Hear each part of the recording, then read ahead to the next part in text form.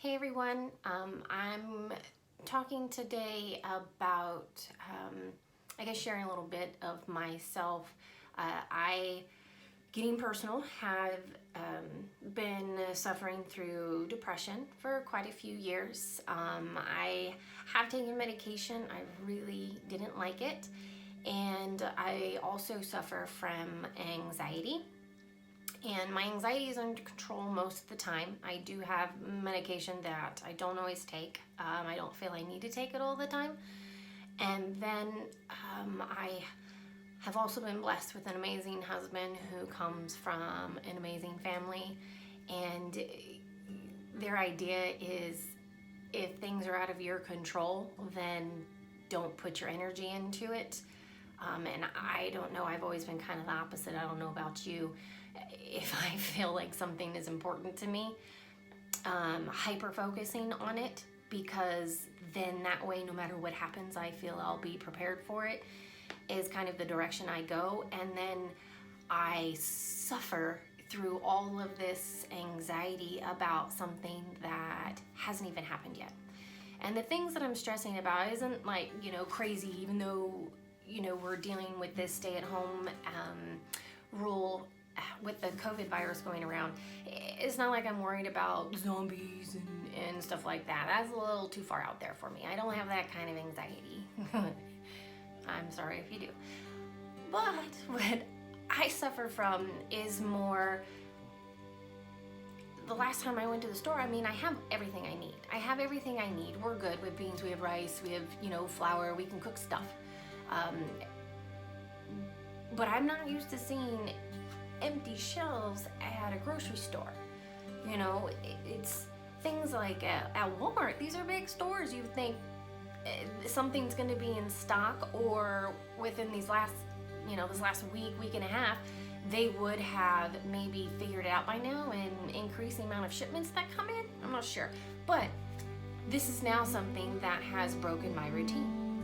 And routines help me feel sane. Routines help me feel okay. Routines help overall sanity at the end of the day. I do so much better if I know what to expect.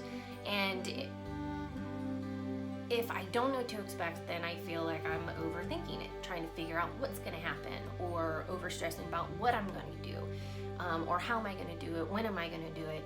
It's just, I have to have my day planned. But now I don't get up and get to work at 5 a.m. and I don't get to hang out with all of my clients and David, and I don't get to come home in the afternoon to where I have this little pocket of alone time. You stay at home moms, I'm sure you know what I'm talking about. I don't know how you do it. I knew I couldn't be that person. I tried, but my children have survived because I went to work. And I know that's awful to say, but if you're a parent, I know you'll understand. I love them to death.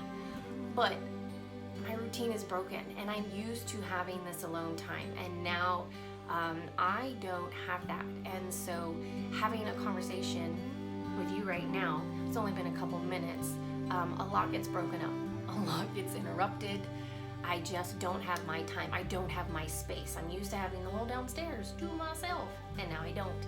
So how do I deal with my day, or how do I at least deal with this anxiety that comes with now I'm trying to refigure out this new transition in my life? And the transition periods always suck. They suck. But this is where we're at. And so I am very blessed because I have had a background and a base from my husband over these last 23 years, helping me try not to spend and waste energy on something I don't have control of. So what that goes to is we want to put our time and energy and focus into something that we can control. And so I'm going to talk about ways that we can deal with stress and anxiety. I'm just going to quote two little things here. I made sure I looked it up online, but I do know that doesn't mean it's completely accurate. But one of these is from the Mayo Clinic. I've heard that word before. I think you all have too. So Mayo Clinic, reputable.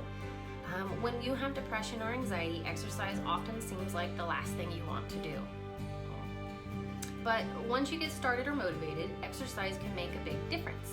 Research on depression, anxiety, and exercise show that the psychological and physical benefits of exercise can also help improve mood and reduce anxiety.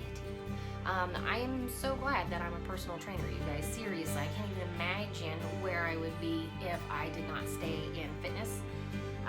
The APA, also known as the American Psychological Association, they shared that studies even show exercise can relieve stress, reduce depression, and improve cognitive function. So we all need that right now. So you guys, basically, if you do suffer with depression and anxiety, this is probably a rough time. God bless that it's happening during a time that the weather is getting a little bit nicer. So anybody that suffers with seasonal depression, we're at least moving to a time of the year where our day's a little bit longer, we have more daylight. Please welcome the rain, it is needed. But our days are longer, we have more daylight. That's what I'm the most happy about, and it's getting warmer. So one, you guys, things that we're gonna have to do to help with our anxiety and that depression is exercise. Mayo Clinic and the American Psychological Association said so. Make sure that you guys eat well. God, that should be so simple. I know we have so many things bombarding us. Eat fat, don't eat fat. Have dairy, don't eat dairy. Eat meat, don't eat meat. Go vegan, go vegetarian, pescatarian. There's intermittent fasting. The carnivore diet. There's so many things out there. I don't know what to believe anymore, because what I learned in nutrition, I have now been told is debunked by other documentaries that are out there. So who do I believe and who do I not believe? So the one thing that we can believe is our body. You guys, listening to our body. And there are so many things that have been lost through translation, because we're bored, because we're stressed, because we're tired, because we're lonely. We'll go eat food. We're thirsty. We don't even realize it, and we go eat food. It's like, I need something, and we go eat food.